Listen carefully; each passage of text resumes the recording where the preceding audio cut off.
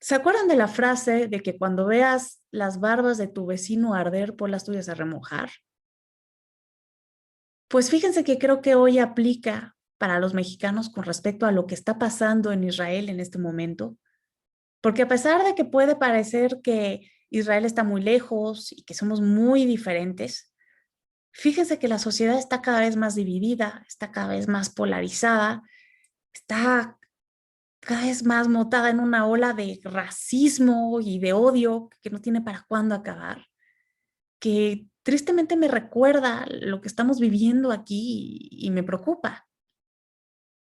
Y es que fíjense que esta imagen que tengo en el fondo no la puse solamente porque sí, ni tampoco es una celebración ni fuegos artificiales.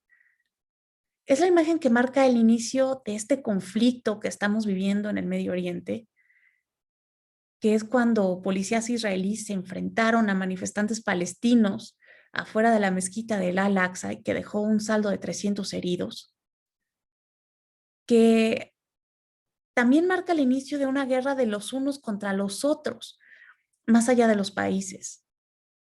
Y es que fíjense que en Israel no solamente viven judíos, también viven árabes de origen palestino que llevan ya varias generaciones viviendo ahí y aunque no son judíos, pues sí se sienten israelitas, pero también llevan mucho tiempo sintiéndose discriminados, sintiéndose ciudadanos de segunda clase.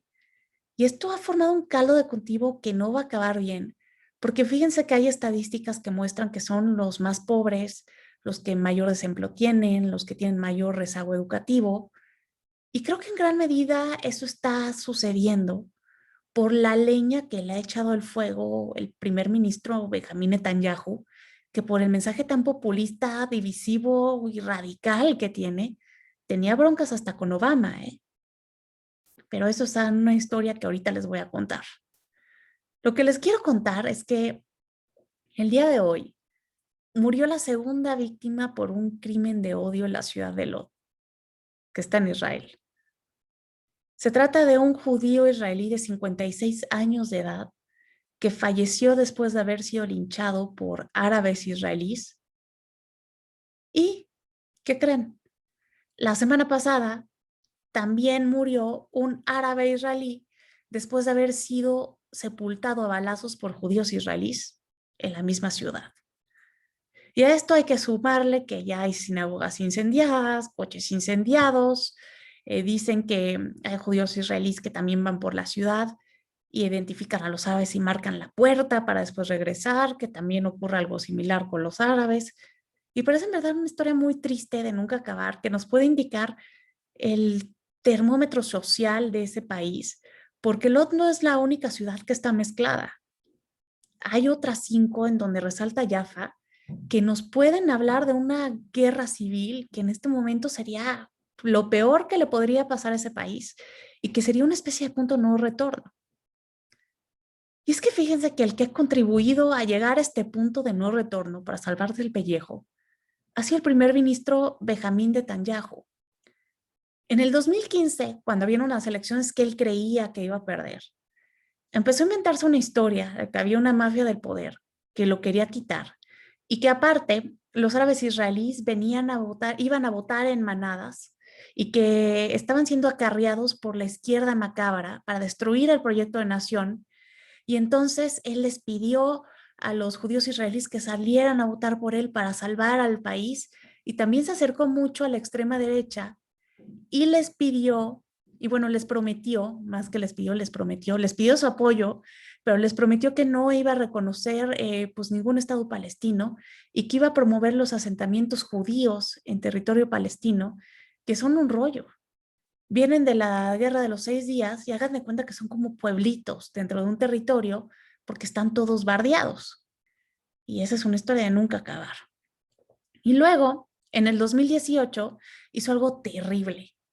Pasó una ley que es conocida como la ley del apartheid, en donde dijo que los únicos que tenían derecho a la autodeterminación eran los judíos israelíes y que el idioma oficial de Israel era solamente el hebreo. Antes también el árabe era oficial.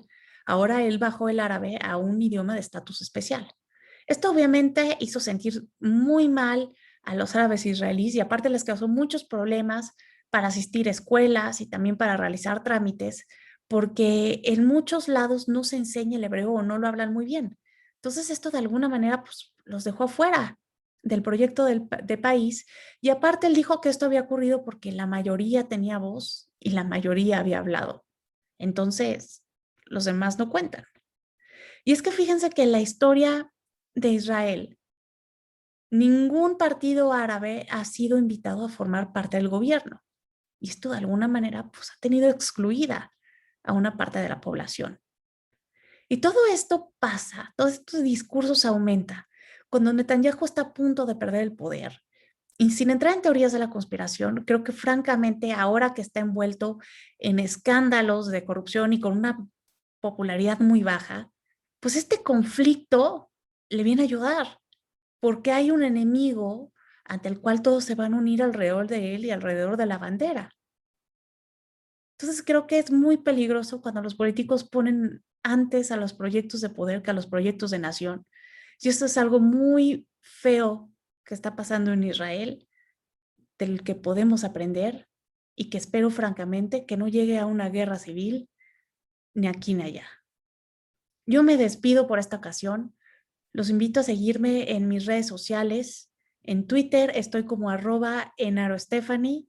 Le estoy dando seguimiento a este conflicto de manera muy cercana. Y también les prometo que pronto, ahora sí ya, les voy a subir un video sobre Colombia y sobre las últimas elecciones que acaba de haber en Chile.